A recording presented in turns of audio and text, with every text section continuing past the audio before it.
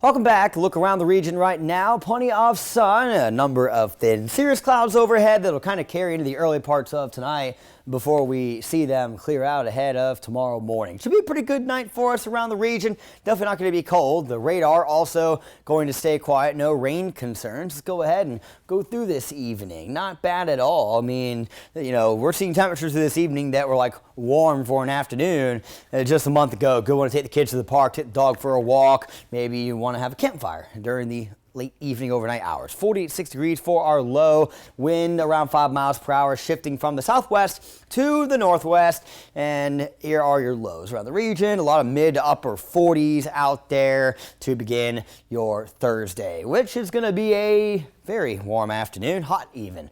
Blazer, scorcher, whatever you want to call it. We're talking low 80s tomorrow for a lot of us. A couple spots may even knock on the door of the mid 80s. We're not talking 90s, but even still, 80s for March is definitely hot. So let's talk Friday, okay? This will be a very warm day as well, but storm chances start to ramp up as we get into the afternoon with more widespread rain expected during the overnight hours and leading into our Saturday morning. Now, Saturday may actually be a decently nice day. We're seeing a stationary front off to the south. Wherever this settles, we'll have a little bit more of an increased rain chance. Those are like obviously further south of it is where the best chances are, but I can't rule out a possibility for a couple showers here in middle Georgia on Saturday, but looks for the most part like a partly cloudy and warm day. As for Sunday, that's a different discussion.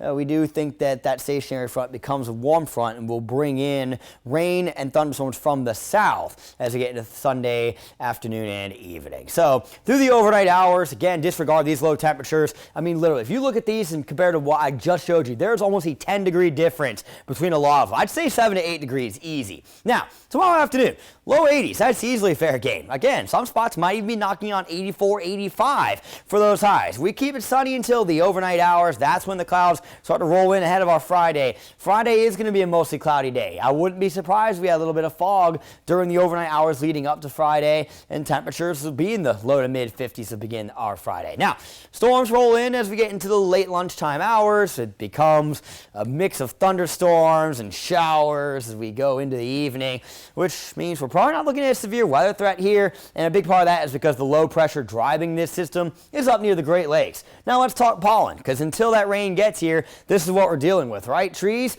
are past the high and approaching extreme, and then the mold, those fungi spores, unfortunately the amount of those out in the air right now is also pretty high. 82 for tomorrow's high, wind out of the south at around 5 miles per hour. I'll have your extended forecast in 10 seconds.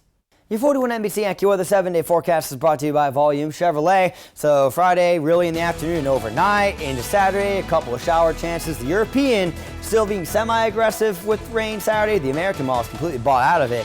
Sunday, yep, in the evening is the next rain after Fridays.